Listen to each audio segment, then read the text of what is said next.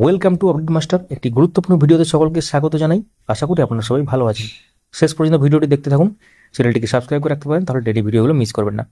তো ইতিমধ্যে আপনারা অবগত আছেন, আমাদের আগের ভিডিওতে শেয়ার করেছি যে আরও 6 মাস কিন্তু উচ্চশিক্ষা পোর্টাল সেটা কিন্তু বন্ধ রেখে দেওয়া হলো।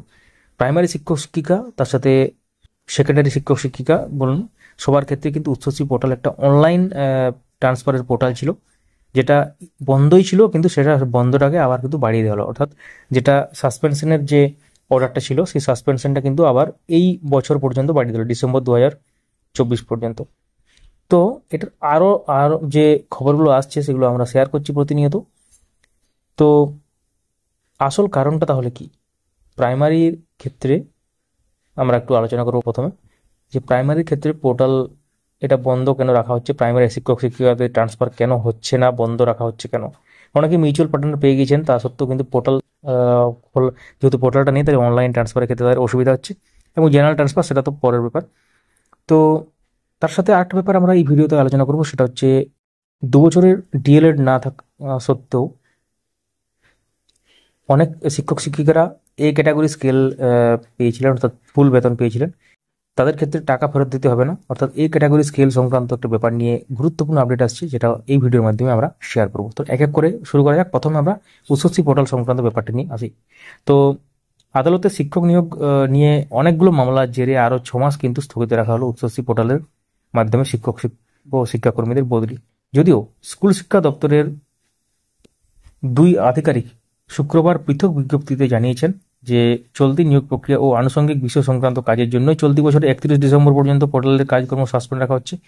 প্রসঙ্গত 2022-এর 29 সেপ্টেম্বর থেকে পোর্টাল বন্ধ রেখেছে স্কুল শিক্ষা দপ্তর। তাহলে এখানে মামলার কি কোনো জের আছে? বিকাশ ভবন সূত্রে যেটা খবর, চলতি সপ্তাহে স্কুল সার্ভিস কমিশন, এসএসসি এবং মধ্যশিক্ষা এবং প্রাথমিক শিক্ষা পর্ষদের কর্তাদের সঙ্গে অনলাইনে বৈঠক করেন শিক্ষা দপ্তরের আধিকারিকরা। সেখানে প্রাথমিক শিক্ষা পর্ষদ ও এসএসসি তরফে উচ্চশিক্ষা পোর্টালের মাধ্যমে শিক্ষক ও শিক্ষাকর্মীদের অন্তত আপোষ বদলির বা মিউচুয়াল ট্রান্সফার চালু রাখার পক্ষে মত দেওয়া হয়েছিল। কিন্তু দপ্তরের কর্তারা জানান, পোর্টাল চালু রাখলে এসএসসির মাধ্যমে 2016 সালের নিয়োগ বিজ্ঞপ্তি মেনে নিযুক্ত শিক্ষক শিক্ষাকর্মী এবং 2014 সালের প্রাথমিক টেট পাস ও 2016 রিক্রুটমেন্ট প্রসেস এবং 2020-21 সালে যে নিয়োগ হয়েছিল, সেই নিয়োগপত্র পাওয়া শিক্ষক শিক্ষিকারা আপোষ বদলির মাধ্যমে আবেদন করলে ভবিষ্যতে মামলায় নানা সমস্যা তৈরি হতে পারে। যদিও এই ব্যাপারটা কি লজিক আছে, একটু আপনারা কমেন্টে জানাতে পারেন আপনাদের কি মনে হয়। তো এবং সেক্ষেত্রে অনেকে মনে করছেন যে মিউচুয়াল ট্রান্সফার বা আপোষ বদলি বন্ধ রাখা পুরোপুরি অযৌক্তিক ও অপরিকল্পিত। আপনারা কি মনে করেন? কারণ মিউচুয়াল ট্রান্সফার হলে তো যেহেতু পিটিআর রেশিও বা যে পুরো স্কুলের যে রেশিও সেটা কিন্তু ঠিক থাকে এবং বাকি সমস্ত কোনো অসুবিধা হয় না। তো এখানে যে কারণটা দেখানো হলো, এটা কতটা মানে যৌক্তিক বলে মনে হয় বা কতটা যুক্তিযুক্ত, সেটা কিন্তু কমেন্টে জানাবেন। এবার আমরা চলে যাব এ ক্যাটাগরি স্কেল সংক্রান্ত একটা ব্যাপারে। তো তাদের টাকা ফেরত দিতে হবে না, হাইকোর্টের তরফ থেকে যেটা বলা হয়েছে। হাইকোর্টের সৌজন্যে স্বস্তির নিঃশ্বাস কিন্তু প্রাথমিক শিক্ষকদের। এতদিন ধরে চাকরি করে উপার্জন করা মাইনে থেকে আর টাকা ফেরত দিতে হবে না তাদের। নিজেদের পরিশ্রমের উপার্জিত টাকা এভাবে হাতছাড়া না হতে স্বভাবতই খুশি প্রাথমিক শিক্ষকদের একাংশ। সম্প্রতি শিক্ষা দপ্তরের জারি করা নির্দেশিকায় বলা হয়, 2006 সালে নিযুক্ত প্রাথমিক শিক্ষকদের 2 বছরের ডিগ্রি না থাকা সত্ত্বেও তারা সেই ডিগ্রিধারী এ ক্যাটাগরির সমান মাইনে পাচ্ছেন, অর্থাৎ তাদের যা প্রাপ্য তার তুলনায় বেশি মাইনে পেয়েছেন তারা। রাজ্যের জারি করা এই নির্দেশ মানতে নারাজ শিক্ষকরা।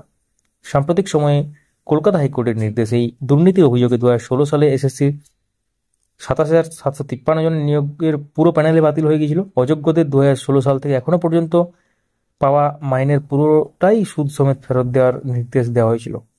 এই কথা মাথায় রেখে চাপে পড়ে গিয়েছিলেন এই প্রাথমিক শিক্ষকেরা।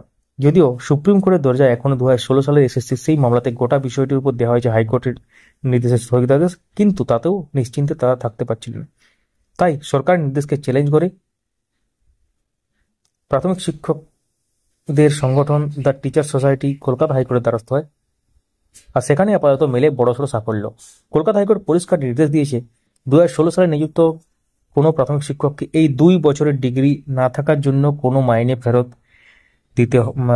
দেওয়ার নির্দেশ মানতে হবে না। কিন্তু শিক্ষক সংগঠন এখনই থেমে থাকতে রাজি নন, তারা গোটা সমস্যা একেবারে স্থায়ী সমাধান চান। তাই তারা 2016 সালের নিয়োগের পুরো প্যানেলটাই এ ক্যাটাগরি ঘোষণার দাবি জানাতে চলেছেন। তাদের বক্তব্য, ভবিষ্যতে যাতে কোনো রকম জটিলতা না হয় তাই এই দাবি করেছেন তারা। আপাতত 2006 সালে সমস্যা মিটল, 2016 সালের এসএসসি জট এখনো অব্যাহত। সুপ্রিম কোর্টের নির্দেশে সাময়িক স্বস্তি মিললেও বেশ কিছু জনের চাকরি যে যেতে চলেছে সেটা এক প্রকার নিশ্চিতই বলা যায়। আপনারা কি মনে করেন? তাই আগামী জুলাই মাসের 19 তারিখের দিকে তাকিয়ে রয়েছেন বঙ্গের শিক্ষক মহল থেকে শুরু করে শাসক পক্ষের সবাই। সম্ভবত ওই দিনই 27,753 জন শিক্ষক ও শিক্ষক কর্মীর ভাগ্য নির্ধারণ হবে প্রধান বিচারপতি DY চন্দ্রচূড়ের 3 সদস্যের ডিভিশন বেঞ্চে। তো গুরুত্বপূর্ণ ব্যাপারটা উঠে এলো, যেটা আপনাদের সাথে শেয়ার করা হলো।